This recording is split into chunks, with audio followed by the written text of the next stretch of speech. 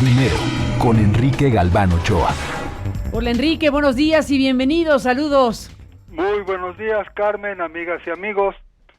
Ustedes recordarán que apenas el 26 de marzo anterior fue publicado el decreto que creó la Guardia Nacional en el Diario Oficial de la Federación, su acta de nacimiento constitucional, por decirlo de alguna manera. Está en proceso de estructuración. Su comandante es el general Luis Rodrigo Bucio, en proceso de retiro. Está sujeta a la corporación al mando civil del secretario de Seguridad, Alfonso Durazo Montaño.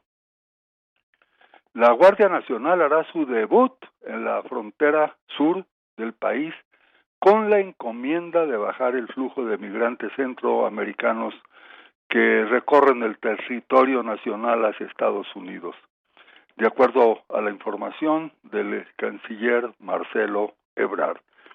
Y tiene solo 45 días para hacerlo, contando desde ya, también informó el canciller, porque es parte del acuerdo con el gobierno de Estados Unidos por el cual se suspendió el tarifazo, la aplicación del arancel sobre todas las exportaciones mexicanas. Iba a ejecutarse el lunes. Y si falla la Guardia Nacional, si en 45 días, como les digo, a partir de ya, no consigue la Guardia contener la oleada de migrantes, los números, las cifras serán llevadas y cotejadas tanto por el gobierno de Estados Unidos como el de México.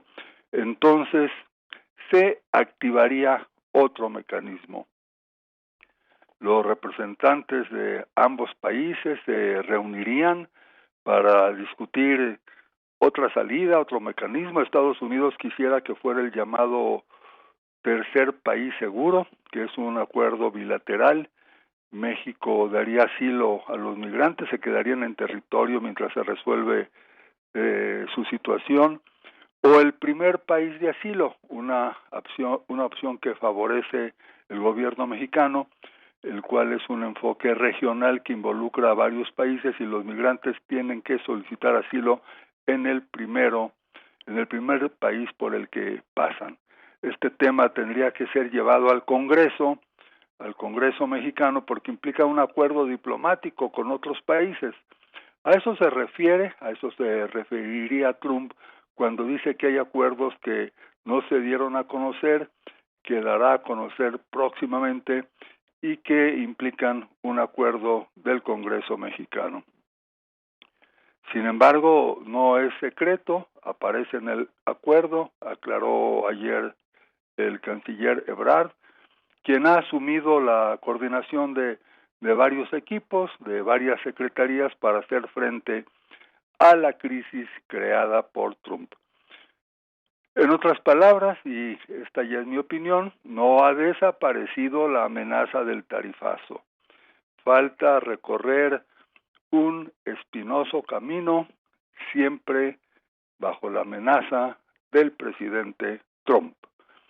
En otro tema, Carmen, el pago de impuestos. Algunas grandes empresas, proporcionalmente pagan menos que sus trabajadores. A los trabajadores de entrada les descuentan la tercera parte de su sueldo por el impuesto sobre la renta, y algunas compañías pagan menos del 10% de sus utilidades y a veces tienen un perdón fiscal del gobierno.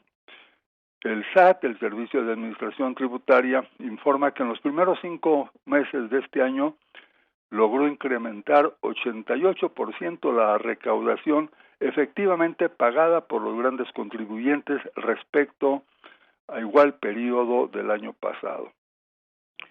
Dice el SAT que de enero a mayo de este año la recaudación de los grandes contribuyentes sumó 13.555 millones de pesos, mientras que en los primeros 5 meses del año anterior fue de 7.209 millones de pesos. Una diferencia, como les digo, del 88%.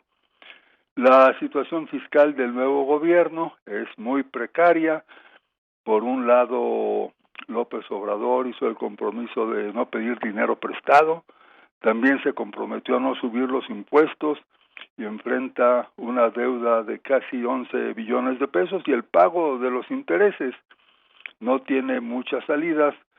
Una es combatir la corrupción y recuperar los recursos que se fugan por la corrupción, y la otra salida es esto que informa el SAT: cobrar los impuestos que antes se perdonaban a los grandes contribuyentes. Muy buenos días, Carmen, amigas y amigos, pásenla bien, cuídense mucho, por favor.